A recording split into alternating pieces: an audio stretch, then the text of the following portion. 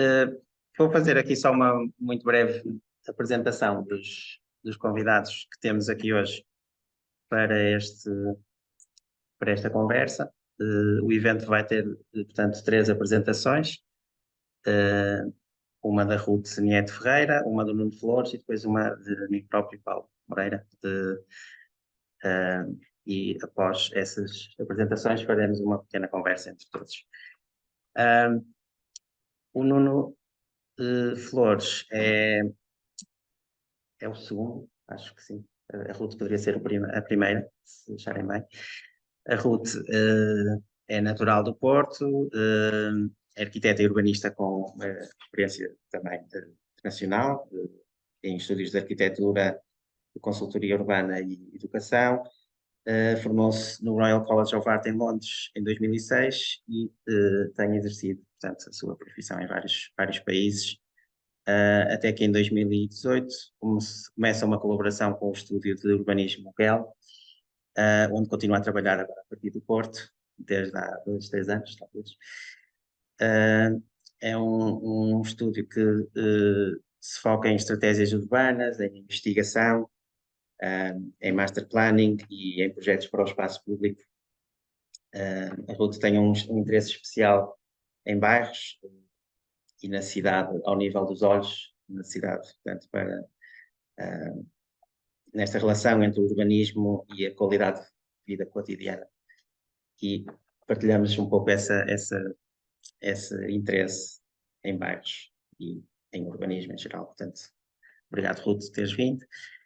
Depois teremos o Nuno Flores, que é licenciado em Arquitetura pela Faculdade de Arquitetura aqui da Universidade do Porto. Realizou também intercâmbio no Rio de Janeiro. Fez depois uma pós-graduação em Madrid, no Instituto para a Cooperação e Habitabilidade Básica da Escola Técnica Superior de Arquitetura. Foi coordenador geral da iniciativa Outros Bairros, em Cabo Verde, e será desse projeto que hoje vem falar connosco. Atualmente é doutorando em Educação Artística na Faculdade de Belas Artes do Porto, e, portanto, também estou muito entusiasmado de ter aqui o Nuno Flores e falarmos um pouco, conhecermos melhor o projeto de Outros Bairros. Eu depois vou fazer também uma muito curta apresentação das escadinhas, quase como um passeio virtual para quem não podendo ter feito o passeio hoje presencial, digamos. Portanto, vou passar já aqui a palavra à Ruth e, e compartilho a ecrã para ficar gravado. Ok. Obrigada, Paulo. Primeiro, parabéns pela nomeação. É um projeto super fixe, e fiquei muito contente pelo convite para esta conversa. E quando o Paulo me convidou para cá vir falar contigo e para ter esta conversa, eu pensei em falar em projetos, não sei bem como é que se diz, mas... ok. Pensei em falar nestes pequenos, grandes projetos, que no fundo são projetos que ou unem duas coisas, ou que são um bocado fora daqueles projetos que às vezes se fala, que se passa muito tempo a falar nas redes sociais, ou nos livros, ou etc., que são projetos mais pequenos e se calhar mais escondidos. Então, há assim um fio condutor desta pequena apresentação que eu pus, que eu selecionei alguns slides e alguns projetos que têm a ver com isso, com esse tipo de projetos em que, como urbanistas e como arquitetos, vamos quase à procura do projeto. A parte de diagnóstico faz parte do projeto em si, em vez de chegarmos com uma coisa que é muito específica, que é uma resposta a um brief de um cliente, que já vem com metros quadrados, ou materiais, ou número de fogos, é o encontrar do projeto. E isto ia ser nas escadinhas, por isso eu pensei neste título, porque vou falar de dois projetos que envolvem escadinhas e todos os projetos envolvem muitas mãos. E eu ia trazer uma mochila com livros, porque era uma coisa ambulante, e ia-vos mostrar alguns projetos ou alguns textos que estão em alguns destes livros. Por isso só ontem é que isto foi adiado, por isso os slides estão assim um bocado à pressa, mas... Ups. Passou.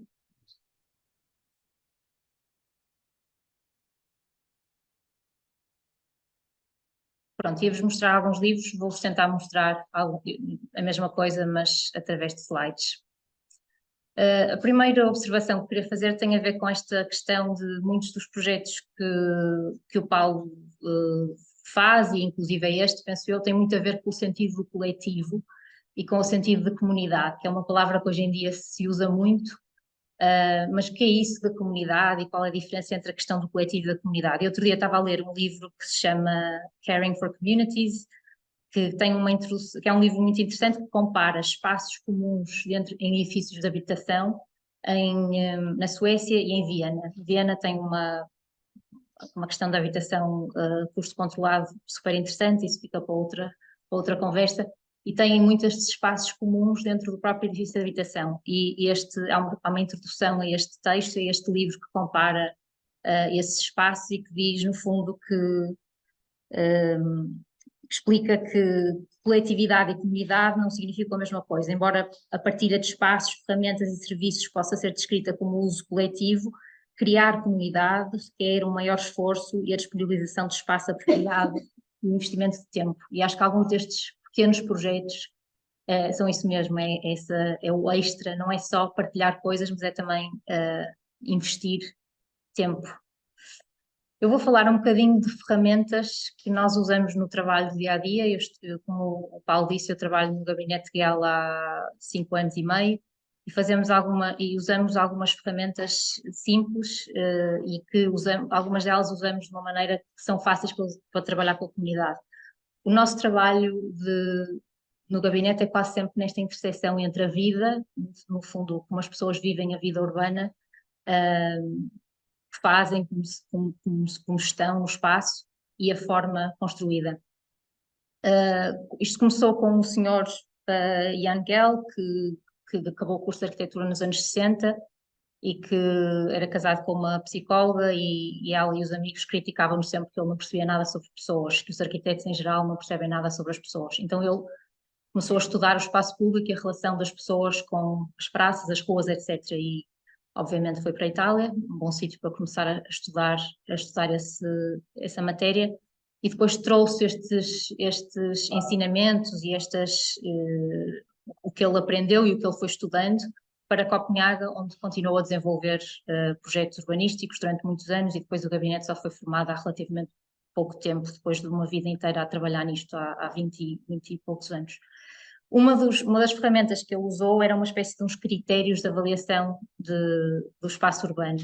Isto está num livro que se chama How to Study Public Life, que mostra que ele começou com 43 critérios e depois, a partir daqui, destes 43, foram formados 12, que são critérios de avaliação de espaço que hoje em dia todos usamos, todos os dias, para todos os projetos. É uma ferramenta muito intuitiva. Está traduzido, está um bocado mal traduzido, mas tem a ver com, no fundo é um bocado inspirado pela hierarquia das necessidades de Maslow, em que temos a proteção, sentimos protegidos no espaço, depois a questão do conforto e a questão do delight, ou do prazer, ou de uma coisa ser extremamente bem feita, é o que está no topo. Isto, no fundo, é uma coisa que ou se usa um thumbs up, thumbs down, ou um smiley, ou seja, podes dar esta ficha a qualquer pessoa da comunidade ou que não seja arquiteto, e as pessoas percebem, ok, há oportunidades para ver, há oportunidades para falar ou para ouvir, há proteção contra os elementos, são coisas relativamente acessíveis, que em alguns destes projetos comunitários dá muito jeito de falar de maneira simples e ter ferramentas partilhadas. Uma das coisas naquele topo da pirâmide é a questão da pequena escala, e eu penso que um dos maiores ensinamentos também do Gehl, e que continuamos a trabalhar para isso, e que está neste livro, que é o espaço entre os edifícios, é a questão do human scale, de fazer as coisas à escala humana, e desta questão da batalha pela qualidade ser ganha ou perdida na pequena escala. Há muitas outras ferramentas que usamos, como contagens e shadowing, que é andar atrás das pessoas para perceber mais ou menos porque escolhem certos caminhos, e muitas outras. Uma coisa interessante que nos fez, isto é um projeto que eu vou falar um pouquinho, que é um projeto que foi feito em Lexington, em Kentucky, nos Estados Unidos, e fizemos um estudo que nos foi comissariado pela cidade, mas que não havia grande brief, era de género, ok, façam um estudo, nós temos muitos problemas sociais neste bairro, etc. Uma das coisas que nós observamos era os espaços públicos nesta zona e qual era a diferença do que nós chamamos stickiness, pode ser traduzido mais ou menos como pegajosidade, ou seja, a, a correlação entre as pessoas que estão a andar numa rua, num espaço, e as pessoas que escolhem parar e passar algum tempo nesse espaço. Obviamente, quando o número é mais alto, normalmente os espaços são mais bem-sucedidos, alguma coisa está a acontecer bem para as pessoas quererem passar e parar e estar lá.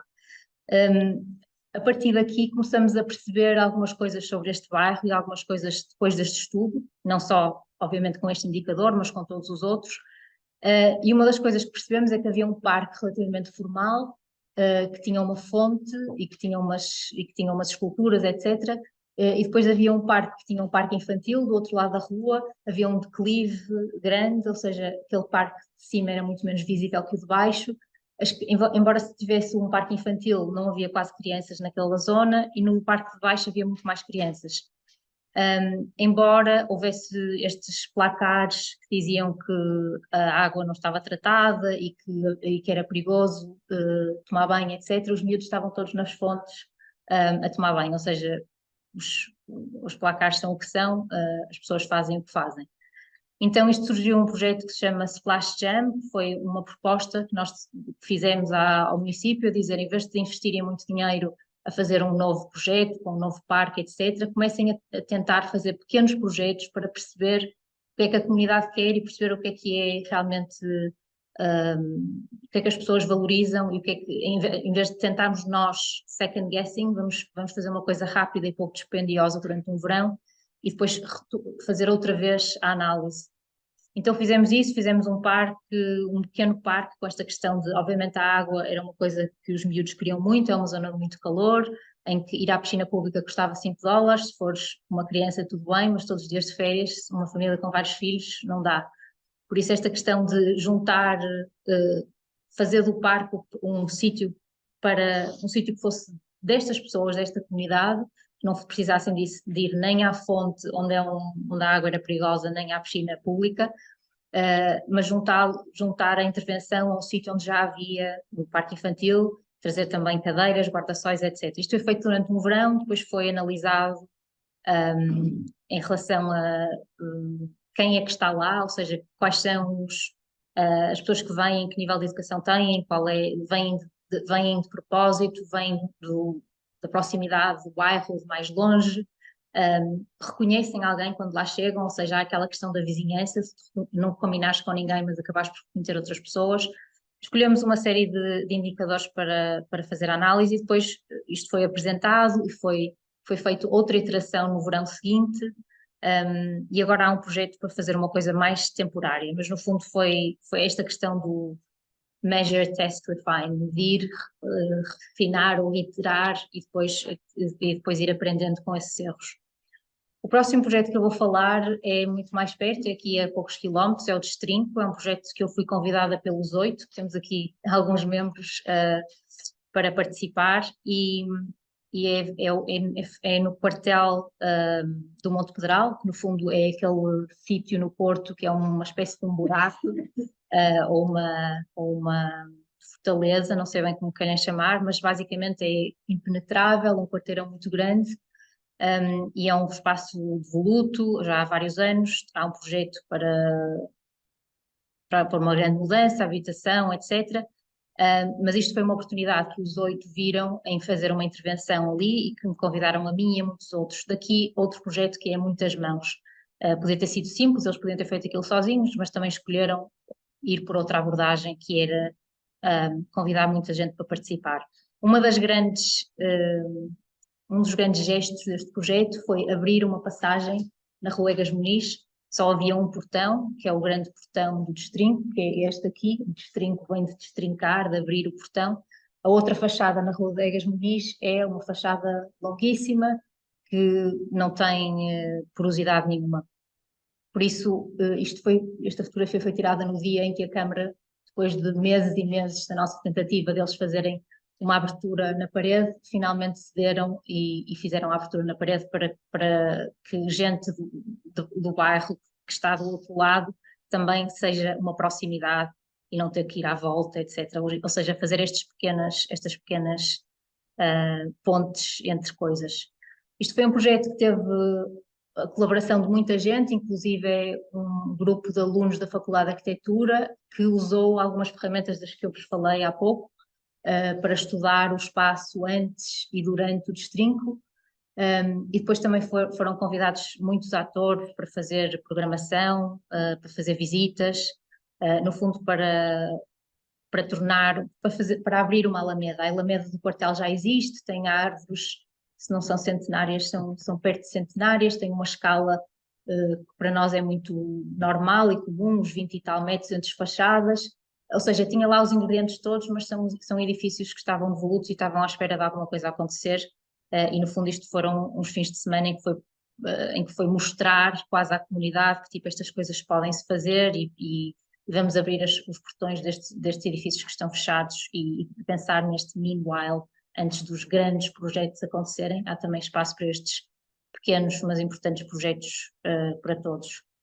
Então aqui ficam aqui algumas imagens de um dos dias, em que houve pinturas murais com o clube de desenho, houve artistas que mostraram, que trouxeram peças para mostrar lá dentro, houve a tal passagem, houve visitas guiadas ao quartel pela Talkie Walkie, houve uma feira de brinquedos, acho que temos aqui alguns meninos que também venderam brinquedos.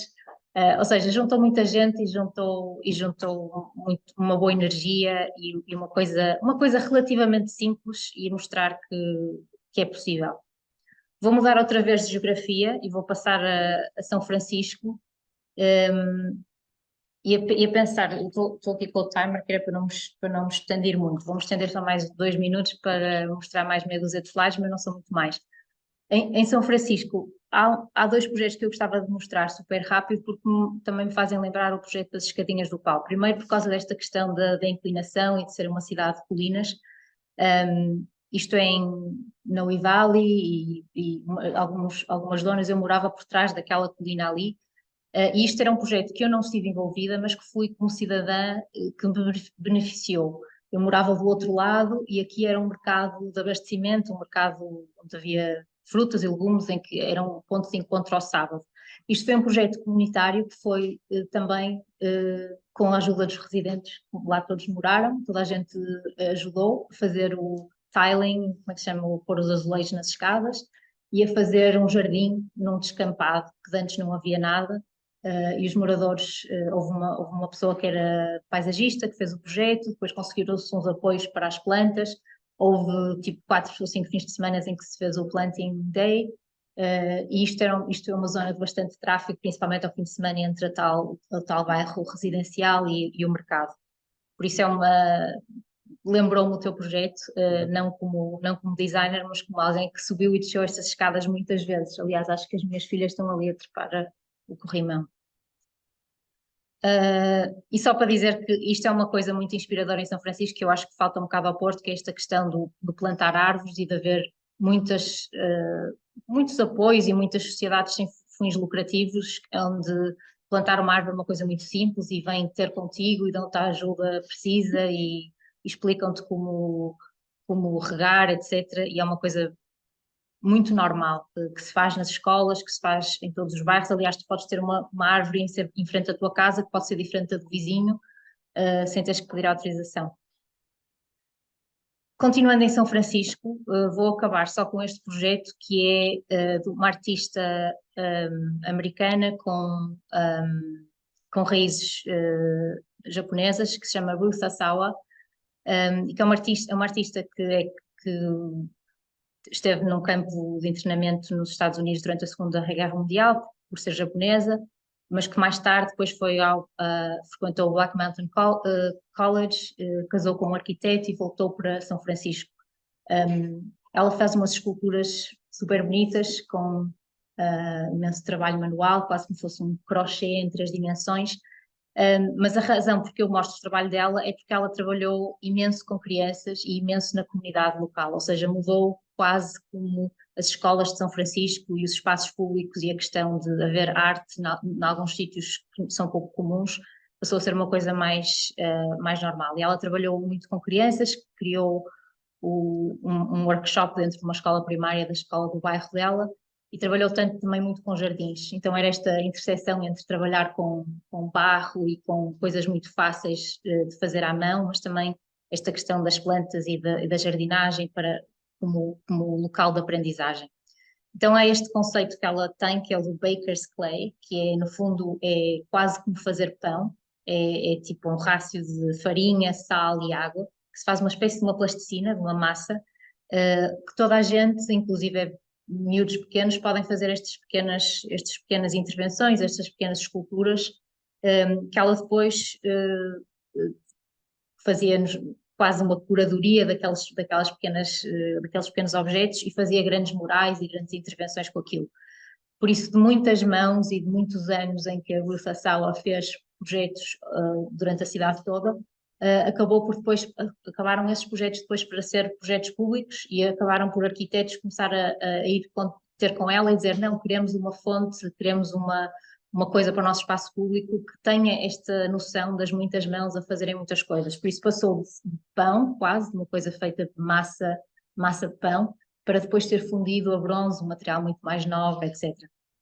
Aqui está uma fotografia dela num dos livros que eu iria ter trazido para vos mostrar, ali já está a velhota, fazer ainda as suas maquetes de pão e depois uma imagem da fonte num espaço público em São Francisco, também numas escadinhas, que já está fundido e que conta a história da cidade. E ainda existe, ainda existe. A placa que lá está explica esta questão que foram mais de 100 alunos da escola, ali da zona, que usaram as mãos, muitas mãos, para fazer estes pequenos objetos. Mas acho que há aqui uma coisa super interessante que é o trabalho dela, mas pertence a toda a gente. E eu acho que isso é o que me interessa mais neste âmbito, quando nós trabalhamos no espaço público e fazemos este tipo de projetos, aliás, como é o projeto de Paulo das escadinhas. É nosso, mas é de todos. E acabo aqui, fica aqui o meu contacto, se quiserem falar mais. Obrigada.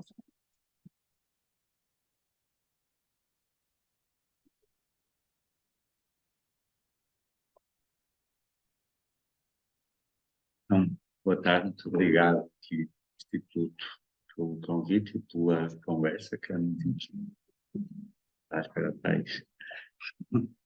E parabéns também pela nomeação ao prémio.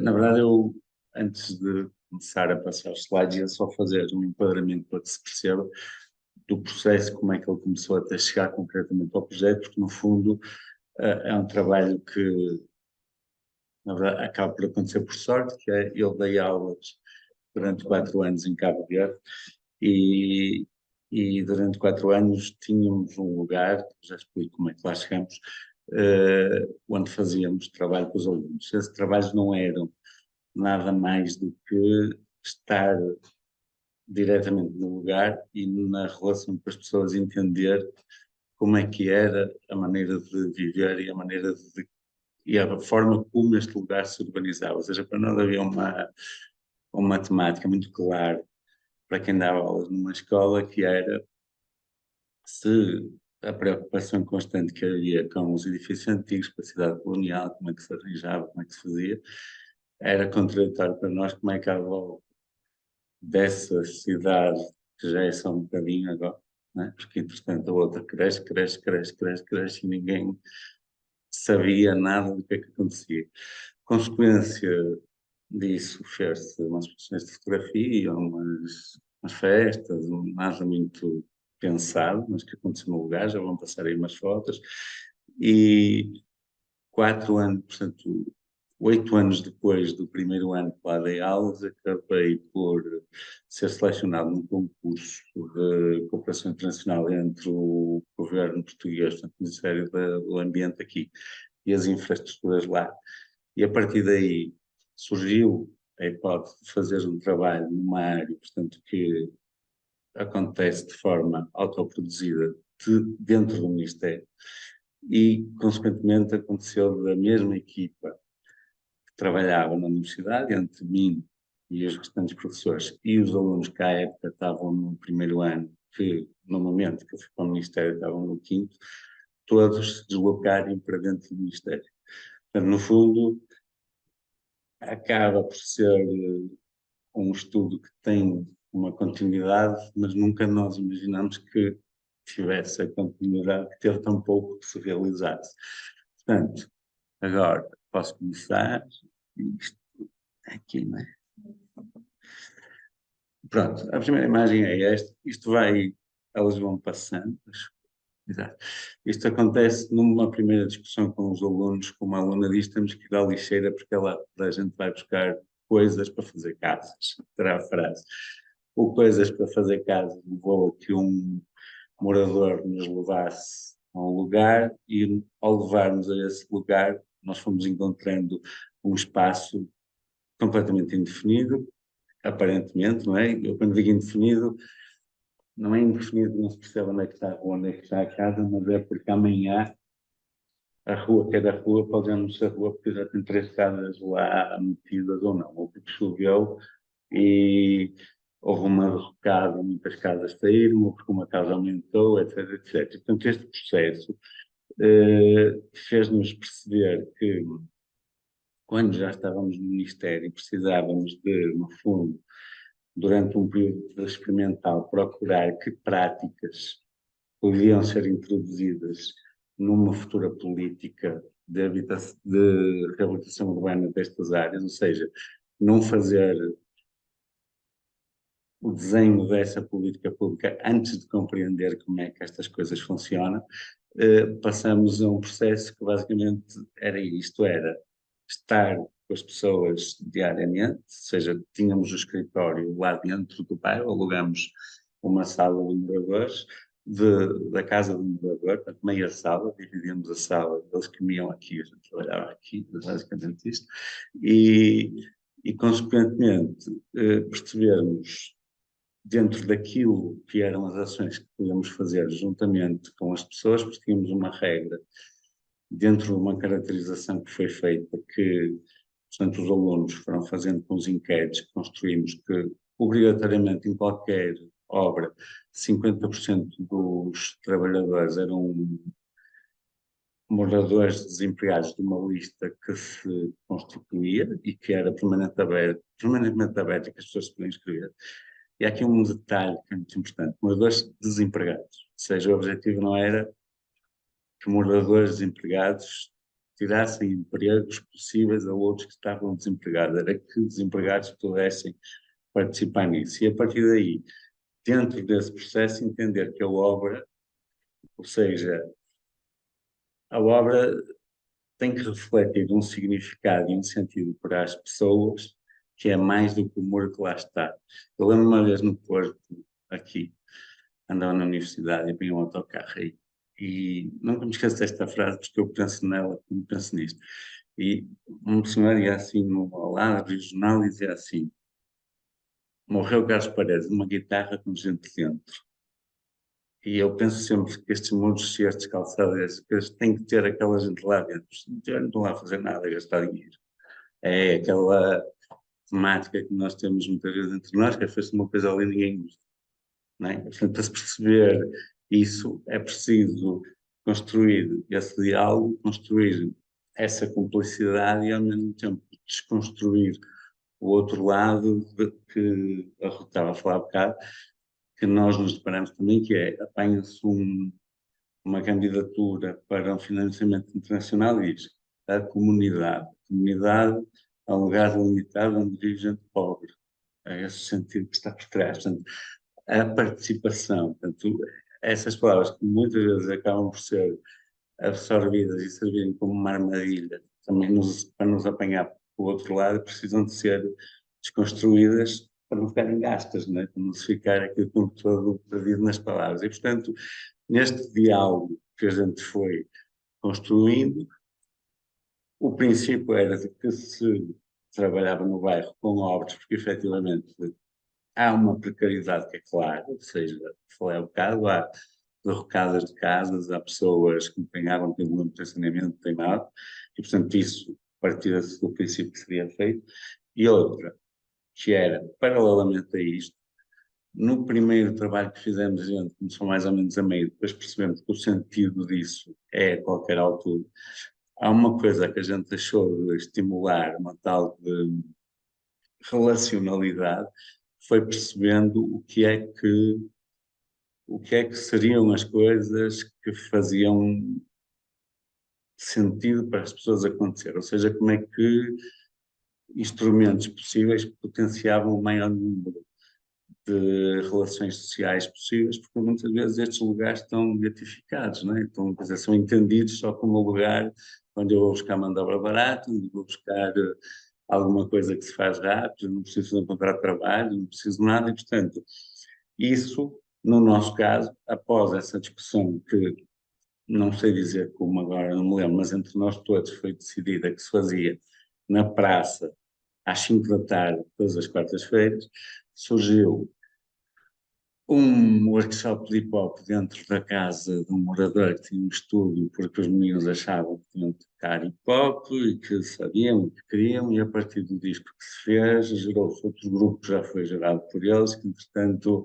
andava a colar cartazes na cidade e a ter perseguições policiais. Nós, às tantas, fomos abordados por um grupo de mulheres que entrou no nosso escritório e que nos dizia: a vossa obra, sim, a vossa, né, não nos está a servir. E nós dissemos: porquê? Porque o dinheiro não nos chega a casa. Portanto, a nossa tentativa de, lá está a tal questão das armadilhas, a gente tentar que as pessoas desempregadas trabalhassem na obra, porque era uma maneira de fazer a economia local ficar lá e, como consequência, como obra era de espaço público, esperar que as próprias casas, a escola dos filhos, a comida, alguma coisa, tivesse uma melhoria. No caso, depois há outras questões das estruturas familiares, entre outras, que fazia com que o dinheiro, como basicamente a obra estava ocupada por homens, não chegasse às próprias casas. Então, a partir daí, gerou-se a passar agora uma formação de calçamento, um grupo de mulheres que veio de outra ilha, que veio formar 10 mulheres aqui, e elas próprias calcetaram 4.000 metros quadrados de ruas. Consequentemente, a partir daí conseguiram uma discussão, digamos, na cidade, entre aspas, eu não gosto desta palavra, formal, né? Onde está a Câmara Municipal, onde está a escola, onde está o liceu, onde está o Terminal de Cruzeiros, onde está o aeroporto, onde está tudo. E hoje são funcionárias públicas e trabalham no município, portanto, estão lá, não sei se estão lá, era que não parasse, não sei se foi alguma coisa. Ah, desculpa. Pronto, e portanto, no fundo, o que me interessa, sobretudo, falar nestas coisas é perceber que nesta lógica de estarmos numa dicotomia muito grande neste momento entre a cidade que a gente conhecia, né, e que todos estudamos, que cresceu, expandiu, já não tem limites, já ninguém tem nada disto. Geram-se processos de urbanização que esses sim podem acontecer em qualquer lugar, não digo de qualquer maneira, mas quase, nestes casos, quase de qualquer maneira mesmo. E, portanto, entender este processo precisa de se entender que, por muito que a gente esteja aqui a falar do local, porque o local eu acho que também já não detém o garante de estabilidade que detinha há muitos anos atrás, esse bypass para as questões globais que também influenciam o próprio local tem que ter feito. E muitas vezes, e é aí que eu acho que o espaço público tem um potencial muito grande, é feito neste tipo de relacionamentos onde, a meu ver, para nós, arquitetos, quanto mais horizontal, né? Quanto mais ao nível do entendimento do que é a vida do lugar, a gente conseguir estar, mais profícuo é a descoberta do sentido, no fundo a gente já não sabe, também anda lá perceber o que é, e a consequência disso nas próprias pessoas onde quer que chegue, né? Portanto, no fundo, a gente tinha ainda discute isso, uma conversa que é o tal do habitar a situação, não é? Não estar aqui só como arquiteto, estar aqui como escutante e participante do processo. E pronto, ao fim de 3 anos, o que foi feito, está lá, tem um lugar que ao mesmo tempo, porque tenho que reconhecer, desbarrou dentro da própria estrutura pública de testa com outros interesses que não eram estes, e que eram as grandes estruturas que também aprisionam muito estes processos, como também são os bancos mundiais, ou as grandes financiadoras internacionais. No caso de Cabo Verde, há muita tendência de estar dependente destes processos.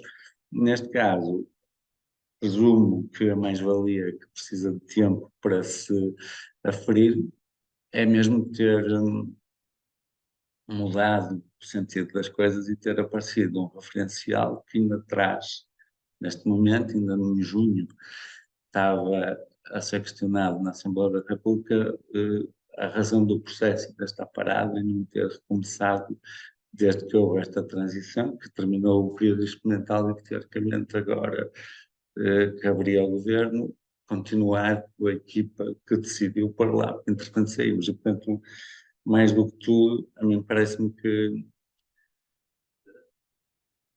se o arquiteto não utilizar a arquitetura para se inscrever na própria sociedade, esvazia a própria arquitetura. No fundo é isso. Obrigado. Não.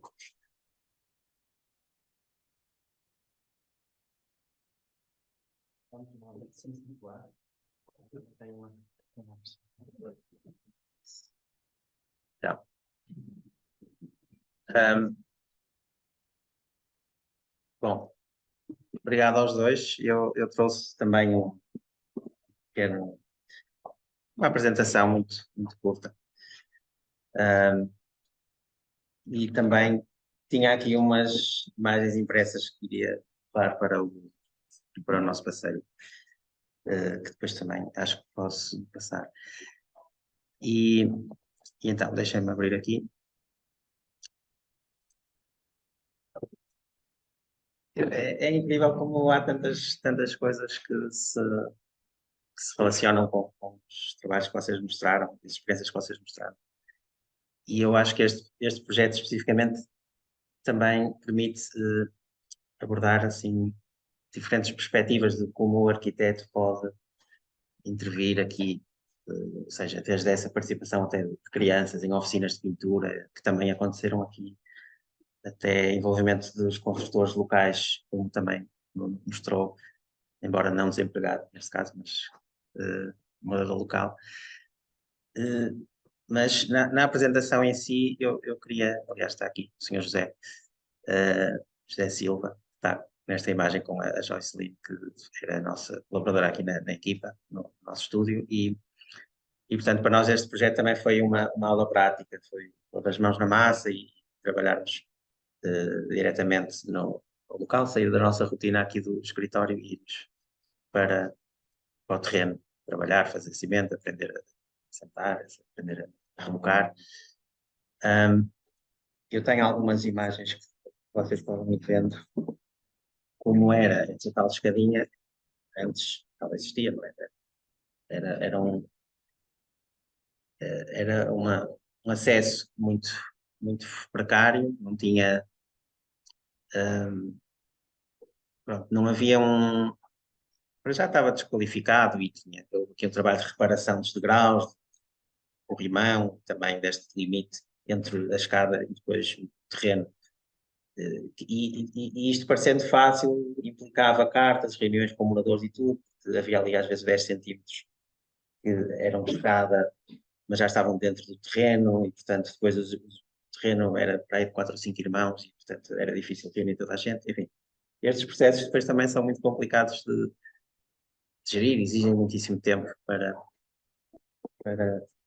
desculpem que vão passando. Esta é uma imagem do processo construção, e aqui como ficou, após a intervenção, sobretudo este trabalho mais artístico, que fizemos com o coletivo Vercron, que é um coletivo angolano, trabalha com arte pública, arte urbana, e que convidamos, não é, pela primeira vez fora de Angola, poderem trabalhar e fazerem aqui um projeto connosco. Esta escada que liga a Rua das Escadinhas à Rua da Encosta do Rio, né? Achei muito interessante o nome, a toponima já era esta, era as Escadinhas, e portanto ficou o caminho das Escadinhas, de fundo que a escada depois liga com um trilho, que também tem uma imagem, está a ser uma apresentação misto de analógica com digital. Um trilho que na fase de pesquisa, quando abriu o processo de candidaturas ao programa Bairros Saudáveis, que era uma iniciativa que chamava a apresentação de propostas para melhorar bairros, enfim, vulneráveis, zonas precárias das cidades. Não era um concurso para arquitetura, era um programa que podia ser para qualquer tipo de melhoria, podia ser uma melhoria social, de saúde, transporte, outra coisa qualquer. Eu vi ali uma oportunidade para trabalhar como arquiteto e tentar propor algum projeto prático sem ter que depender, enfim, de um cliente que nos viesse encomendar um projeto, mas sim sermos nós a termos a iniciativa e pronto, eu já conhecia o Monte Xisto há vários anos, já tinha feito um projeto de ideias na outra encosta do Monte Xisto, um projeto que foi apresentado na Bienal de Veneza em 2014, no projeto Homeland, e esse trabalho, que era um bocado maior, fazer um projeto de espaço público, acabou por ser encomendado pela Câmara depois da Bienal, ou seja, em 2016, e eu desenvolvi o projeto até ao processo de execução, portanto foi entregue um projeto de execução acho que em 2017, na Câmara de Matosinhos, depois com as mudanças na Câmara, etc., ele ficou ali parado. Embora nós não tenhamos ficado parados, nós apresentámos o projeto em 2019 na Trienal de Arquitetura de Oslo, ou seja, mantemos a chama acesa, que eu gosto de dizer que é manter um bocadinho vivo o projeto e não ficar só simplesmente sentados à espera que alguém decida avançar com isto. Portanto, quando encontrei este programa Bairros Saudáveis, achei que podíamos voltar para o Monte Xisto e fazer outro projeto, outro trabalho. Acho que não fazia muito sentido intervir no mesmo lugar, no mesmo terreno, onde já tínhamos um projeto de execução feito, até porque é um projeto com uma dimensão maior, é um projeto também muito mais caro. Este daqui era para, enfim, tinha um orçamento até 50 mil euros, portanto, as pessoas tinham que propor um orçamento, depois esse era o limite máximo. Nós fomos para o limite máximo e conseguimos este apoio. O projeto, e esta imagem de antes e depois, é também já da parte das ruínas que estão no sopé depois da encosta, portanto as escadinhas ligam lá embaixo ao terreno. Tem aqui mais algumas imagens. E havia um trilho onde passava quase só uma pessoa de cada vez. Quando estava a fazer esta pesquisa, este trabalho de campo, encontrei estas ruínas e fez-se aquele clique a dizer: este é o projeto, nós estamos aqui a ligar o bairro com a natureza e usamos estas ruínas como a nossa âncora e a arquitetura, de fundo, ser a atração que nos traz aqui. Estas ruínas tinham muitíssima acumulação de entulho, telhados que tinham caído, com barrotes, com telhas, depois outras coisas que estavam por baixo disso, não é? Desde colchões, a mantas, roupas, televisões ou peças de mobiliário, plásticos, coisas várias. Nesta imagem vemos uma série de sacos já num processo de limpeza, não é? Isto foi um processo muito de despoluição até daquela margem. Foi uma enorme fatia do orçamento, foi para limpar, que era muito difícil, porque isto tem pouco acesso, tem que ser pouco a pouco. Depois temos cá em cima um contentor que vai enchendo, esses contentores têm que ser separados pelo tipo de lixo, não é? Se é entulho, se é madeira, se é plástico, se é outras coisas. Portanto, nós fizemos essa divisão toda do lixo com o Sr. José e a sua equipa. andamos aqui para aí 8 ou 9 meses. Portanto, antes de chegarem os artistas e terem um espaço para poderem trabalhar, houve aqui um processo muito, muito longo de limpeza, reparação. Uma das coisas, eu gosto desta imagem de antes e depois, porque vemos uma árvore estava aqui muito asfixiada por algumas construções mais precárias que tinham sido feitas ao longo do tempo, que se via que eram, enfim, tijolo ou pedra mais pequena, mais miúda, portanto não eram a construção mais sólida, mais original daquela casa, teria sido a casa de um moleiro, um moinho que existia e existe ainda uma pequena ruína na outra margem. Havia também, supostamente, uma ponte que ligava as duas margens. Mas aqui também se vê lá atrás uma parede de tijolo um bocado insólita, não se sabe muito bem porquê. E ali uma parede muito frágil, que literalmente se empurrasse ela caía. E que mantivemos e melhorámos aquela zona também. Pronto, no fundo foi o projeto de subtração, limpeza, enfim, abrir espaço e sobretudo depois esta intervenção com os artistas deu-lhe aqui uma outra dimensão também, pronto, que a arte consegue atingir, que vai além só de uma reparação e uma limpeza. Acho que, sem dúvida, que este trabalho de colaboração, que nós não distinguimos que é arte ou arquitetura, porque o projeto é único, todas esta sequência de quartos, que eu gosto de chamar de quartos, eles têm sempre um banco, sobretudo porque são espaços de estar, espaços de convívio, espaços para permanecer, quem faz um passeio, quem passa por ali. E, portanto, são espaços onde a arquitetura tem um papel, não é simplesmente um projeto artístico, onde as pessoas vão contemplar, enfim, moral. Mas não, elas são convidadas a permanecer, há sempre um banco. Julgo que esta era o último antes e depois, portanto, a tal parede meio insólita no limite depois deste espaço das ruínas, e que, através de 2 contrafortes e um banco, se conseguiu manter e depois rebocar e pintar com estas formas geométricas, estas cores que acabam por também, de alguma forma, enfatizar e ser uma inspiração no bairro. As escadinhas, quem for à Rua das Escadinhas vai encontrar casas com muitas cores diferentes, ou os gradeamentos, os portões, enfim, os azulejos. Há aqui também uma ideia de trazer o bairro até aqui à margem e com isso promover esta ligação do bairro com a natureza, apesar da proximidade. Não havia muita relação, além de algumas pessoas que, enfim, que vão passear o cão ou que vão andar a pé, mas poucas. E depois, uma outra vez por ano, há um grupo chamado Trilhos do Val do Lessa que há este espaço com passeios, corridas, aqui o Christmas Trail, que é feito normalmente em dezembro, com acho que centenas de pessoas, é muitíssima gente, corre por aqui, passa pelo trilho, depois pelas escadas. E tem sido muito interessante ver como, enfim, o espaço também tem sido usado por este tipo de atividades.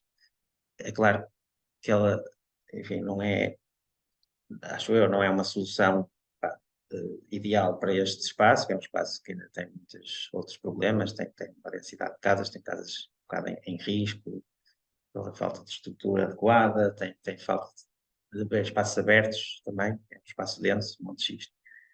Apesar desta proximidade com a natureza, esta é uma imagem mais geral, onde se vê realmente esta densidade de construções, muitas delas ilegais aqui na encosta, apesar da propriedade ser legal, as pessoas têm propriedade dos terrenos, não têm, pois é, não licenciaram as construções, digamos, exemplares. E, ao mesmo tempo, esta massa de árvores, e aqui percebe-se muito bem que é um espaço realmente está no meio de proximidade muito grande da natureza e que, portanto, julgo que este projeto pode ter promovido também um bocadinho esse encontro. E era a última imagem que eu acho que tenho aqui hoje para mostrar. Portanto, acho que poderíamos agora falar um bocadinho entre nós e partilhar algo, ou ter alguém do público se tiver mais questões, porque eu sinceramente sinto que há aqui também muitos temas que me interessam. abordar convosco. Obrigado.